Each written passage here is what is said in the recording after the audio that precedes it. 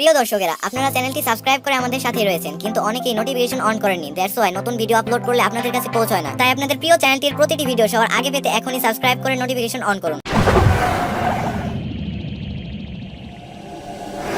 বল্টু, তোমার লজ্জা করে না? এই নিয়ে তুমি তৃতীয়বার কোর্টে এলে। স্যার, আমি তো মাত্র তৃতীয়বার আসলাম, আর আপনি তো প্রতিদিনই আসেন।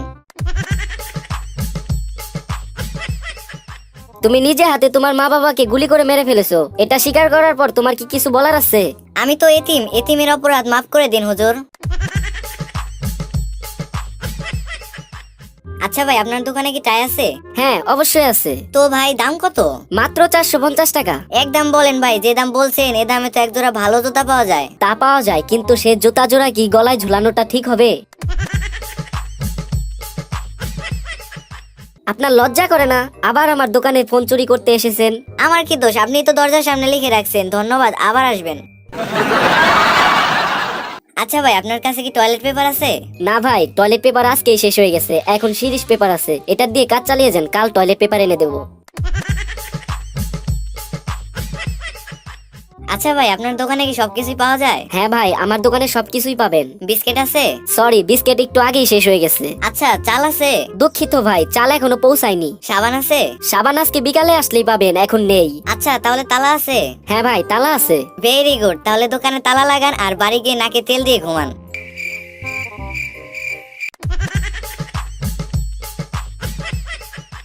জনাব বল্টু, আপনার কোর্টে আসতে এত দেরি হলো কেন? আপনার জন্য কোর্টের মূল্যবান সময় অপচয় হয়েছে, এর জন্য আপনার শাস্তি হতে পারে। হুজুর, রাস্তা দিয়ে আসার সময় আমার সাইকেলের নিচে একটা ছাগল পড়েছিল। তা ছাগলটা কি মারা গিয়েছিল? হ্যাঁ হুজুর, ও তো আমাকে জিজ্ঞেস করার সুযোগই দিল না ও মারা গেছে কিনা। বলেন কি? আপনার শাস্তির পরিমাণ তো আরো বেড়ে গেল। এমনিতেই আপনি কোর্টের মূল্যবান সময় নষ্ট করেছেন, তার উপরে আবার পশু হত্যা করেছেন, আপনার তো এখন ফাঁসি হবে। হুজুর, জেলে ভরবেন নাকি ফাঁসিতে ঝুলাবেন? যা করার তাড়াতাড়ি করেন, আমার হাতে এত সময় নেই। আমার আবার বাড়ি থেকে গরুকে খাওয়াতে হবে।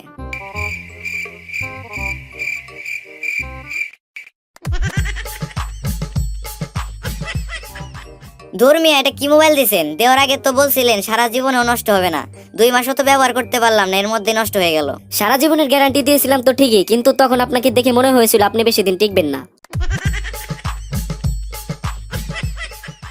আচ্ছা ভাই, আপনার দোকানে কি পানি আছে? হ্যাঁ ভাই, পানি আছে। তাহলে সাবান আছে? হ্যাঁ ভাই, সাবানও আছে। আচ্ছা ভাই, তাহলে সাবান আর পানি দিয়ে ভালোভাবে হাত ধুয়ে 5 টাকার মুড়ি দিন তো। বলো তো, তুমি জেলখানা থেকে পালিয়েছিলে কেন? হুজুর, জেলখানার খাবার খুবই জঘন্য, খাওয়াই যায় না। কিন্তু তুমি জেলখানার তালা ভাঙলে কিভাবে? হুজুর, সকালের নাস্তা রুটি দিয়ে।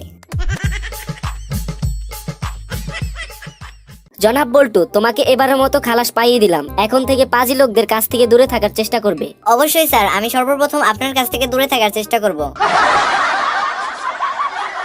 আচ্ছা ভাই, কি লাগবে আপনার? আমার বইয়ের পোশাক কুকুরের জন্য একটা ভালো কেক দিন তো। এখানেই খাবেন না প্যাক করে দেব?